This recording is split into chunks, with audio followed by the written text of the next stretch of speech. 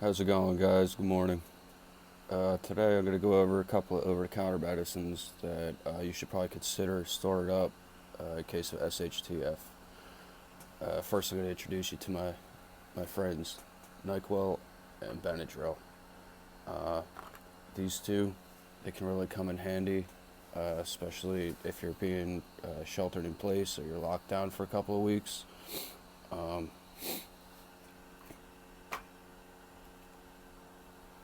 we're going to come back to that one after I show you a couple of my other medicines. Uh,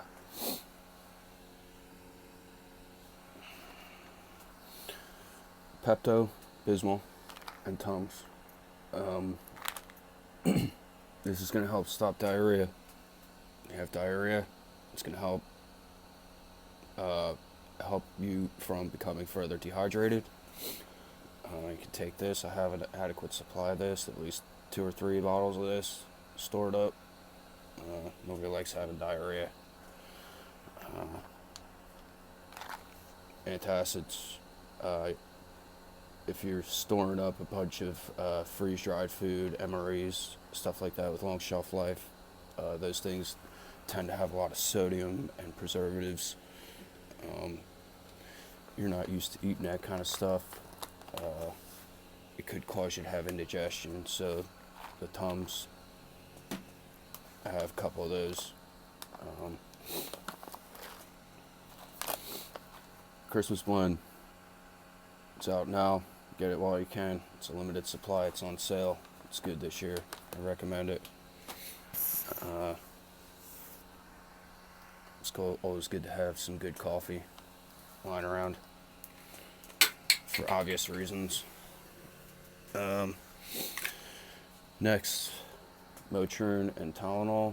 This is for like when you're having a fever, or your kids are having a fever.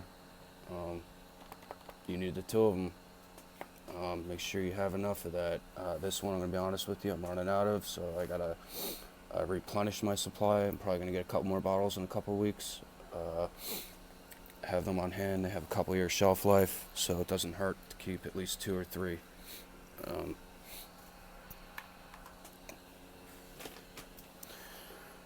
Now back to the NyQuil and the Benadryl. These are going to help you with your sleeping.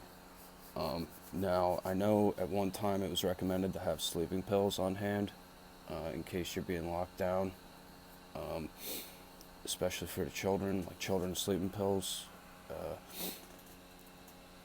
It's going to help your kids to sleep through the waiting period until you get the all clear signal. It's pretty effective. I don't use it all the time, and it's recommended not to use it as a sleeping aid. So if you don't have sleeping pills, you have to be creative. You have to improvise. Now, I don't recommend using NyQuil for the kids unless it's a children's NyQuil, but for yourself, if you're having a hard time falling asleep, or the people that you're with while you're waiting it out, NyQuil works. It's good as a sleep aid. It's good for soothing your feeling, your tensions, or whatever it is. But it does have acetaminophen, and so does Tylenol, and you have to be very cautious of that, because that stuff, if you use too much of it, you can do a lot of damage to your liver. So you have to keep that in mind and always read the instructions before using it. So that's it.